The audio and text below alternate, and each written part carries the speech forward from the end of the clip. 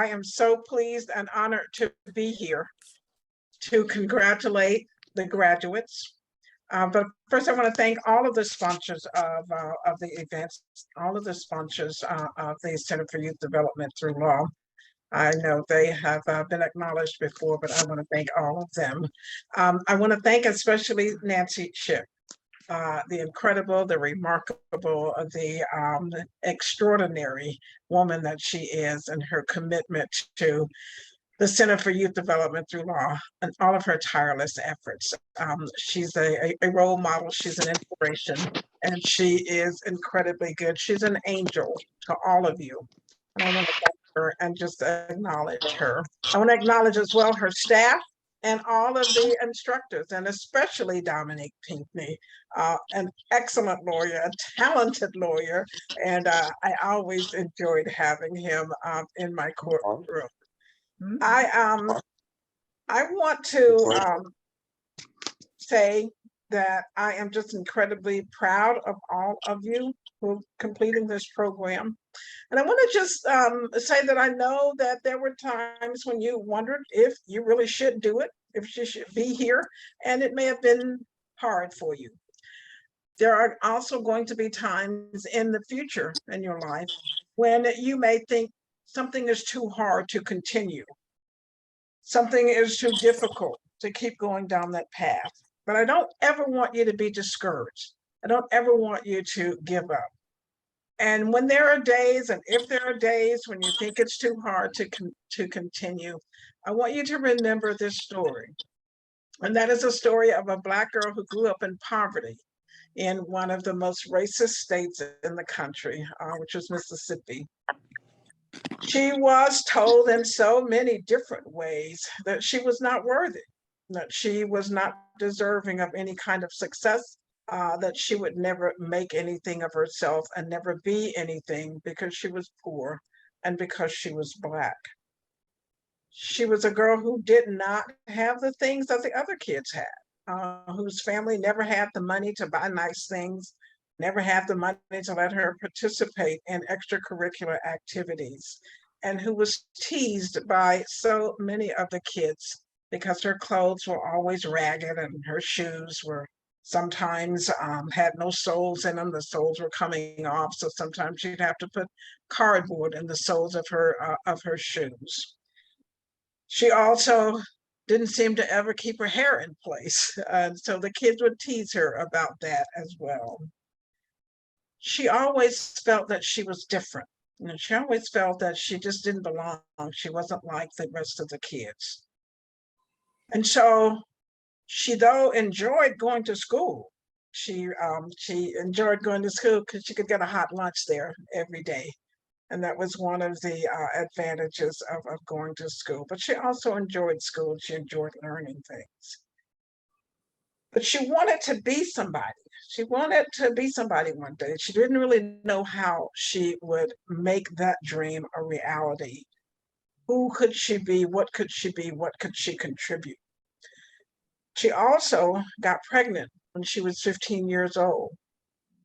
She broke the hearts of both of her parents, and she thought her life was over.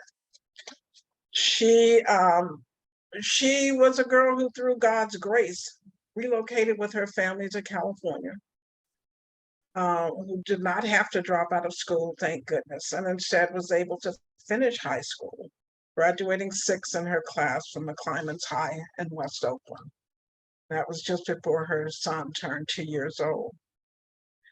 And then she went on to get her bachelor's degree, went on to UC Berkeley, and got the bachelor's degree. And that was just before her son turned 6 years old. And then she went on to UC Berkeley's law school. And that young Black girl got a law degree. That was just before her son turned 9 years old. And so then she still wondered really what she ought to do and what she should be. She didn't have role models. She didn't know others who had become lawyers or anything else. But you fast forward to 2022, and that poor little Black girl whose life should have been over, who thought she didn't have anything to contribute, who thought that she should not pursue her dreams, and who was told that along the way often that she shouldn't even aspire to be anything. But that young girl was asked to make remarks at the graduation for the Center for Youth Development through Law for this year's graduation. And she was introduced as retired Judge Brenda Harbin-Forte. And so I say to you, as you go through life, don't ever give up on your dreams, no matter how hard some days may seem. Don't let anybody tell you that you don't look right, that you don't come from the right family, that you don't deserve to succeed. Don't let anybody discourage you. And when days are hard, just say that you're going to get through that one day. I'm going to make it through today. And if I want to quit, I'll think about it again tomorrow. And if you keep doing that, if you keep continuing, you will end up exactly where you want to be. So again, I want to congratulate you. I want you to keep moving forward. I want you to keep looking forward. I want to tell your parents as well to keep on with the support that you're giving your children. And there may be times when they disappoint you, but continue to be there for them so that they can achieve the very best that they can be, and continue to make you proud of them. So I am pleased and honored to just be here with you this evening. I've so enjoyed the program. My camera was off, but I've been on from the beginning, listening to it all and the celebration. So this is just a wonderful, wonderful event.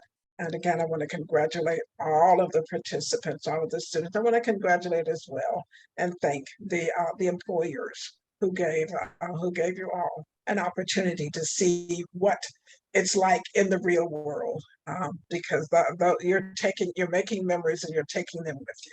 Wonderful lessons throughout this program. So thank you all. Thank you, Nancy, and everyone for having me. And congratulations to the class.